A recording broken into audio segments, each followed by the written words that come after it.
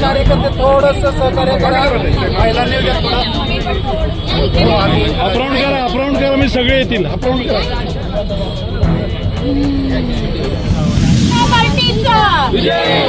भारतीय जनता पार्टीचा जय भवानी, जय शिवाजी, जय शिवाजी.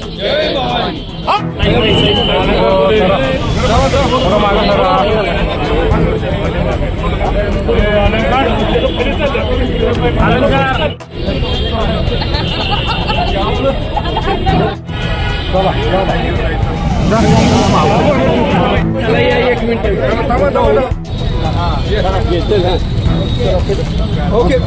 फोटो काढा की फोटो. भारतीय जनता पक्षाच्या आणि महायुतीचे उमेदवार सन्माननीय दादा कदम यांचा प्रचंड मोठा विजय आज सातारा सांगली स्थानिक स्वराज्य संस्थेच्या विधान परिषद निवडणुकीमध्ये झाला. आजपर्यंतच्या इतिहासामध्ये पहिल्यांदा भारतीय जनता पक्षाचा उमेदवार सातारा सांगली स्थानिक स्वराज्य संस्थेच्या निवडणुकीमध्ये निवडून आलेला आहे. सातारा आणि सांगली जिल्ह्यातल्या मतदारसंघाचे मी मनापासून आभार मानेन. त्यासोबत सातारा आणि सांगली जिल्ह्यातल्या महायुतीच्या ज्या नेत्यांनी धैर्यशील दादांना निवडून आणण्यासाठी प्रयत्न केलेले आहेत त्या सगळ्या नेत्यांचे मी मनापासून आभार मानेन. खास करून सातारा जिल्ह्यामध्ये छत्रपती उदयन महाराज, त्यासोबत आमचे बांधकाम मंत्री, आमचे मित्रांनी नेते सन्माननीय छत्रपती शिवाजी महाराज, त्यासोबत आदरणीय मनोजदादा असतील, अतुल बाबा असतील, महेश शिंदेजी असतील, दादा असतील, त्याच्यासोबत असंख्य भारतीय जनता पक्षाचे कार्यकर्ते आहेत. त्यांनी सगळ्यांनी या जिल्ह्यामध्ये भारतीय जनता पक्षाच्या वतीने काम केलं.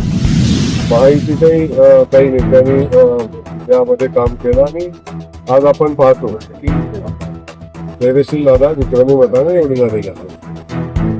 खरं तर महायुतीच्या मित्र पक्षांनी देखील शेवटच्या टप्प्यामध्ये साथ दिल्यामुळे हा विजय तर झाला.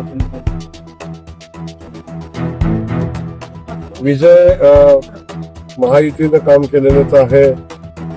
शेवटच्या टप्प्यात त्यांनी पाठिंबा देण्याचा निर्णय घेतला आणि आज आपण पाहतो की खूप मोठा विजय धैर्यशील दादांचा झालेला आहे. माननीय देवेंद्रजींचे मी मनापासून आभार मानेन. भारतीय जनता पक्षाचा आभार मानेन की त्यांनी धैर्यशील दादासारख्या कार्यकर्त्याला संधी दिली आणि लोकांच्या मध्ये खूप चांगला मेसेज या निमित्ताने गेला की कार्यकर्त्यांना न्याय देण्याची भूमिका भारतीय जनता पक्ष आणि आमचे नेते आदरणीय देवेंद्र फडणवीस साहेब सातत्याने घेत असतात.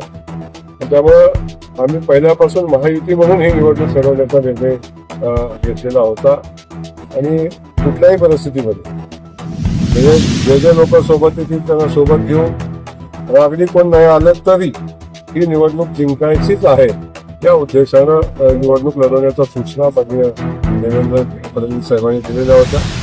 त्या सूचनेचं अनुपालन करून भारतीय जनता पक्षाचा महायुतीचा प्रत्येक कार्यकर्ता लढला आणि खूप मोठा विजय या निमित्तानं झाला.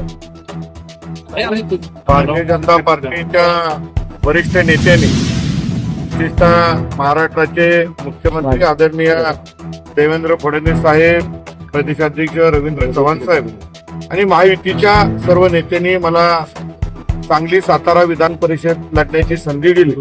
आज फार मोठ्या फरकानं विजय या ठिकाणी माझा झालेला आहे.